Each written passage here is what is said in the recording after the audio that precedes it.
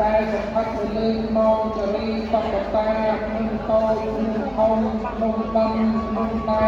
នឹងរោនឹងតែនឹងក្រជាមក្នុងកលែងក្នុងត្រីវ៉ាហើយក្នុងពិសោក្នុងគោចាយបានប្រៃក្នុងបរិយាត្រក្នុងចောင်းក្នុងភាសាពទាទៅក្នុងតម្លៃលោកពណ៌ចុះស្លាប់នៅរាយហើយក្នុងតម្លៃរៀនក្នុងនាមតរៃ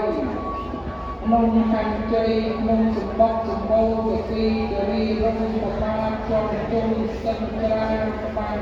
8ជួនទេសីកណាំងតែសពជាទេវតាទេវតាដែលមានអានុភាពខ្លាំងក្លាទាំងអស់ក៏សូមស្មារតីនឹងជួយមកប្រជុំគ្នាប្រមក្នុងទីបរិវេណគុណជំនួលសាសនាពុរៈនៃ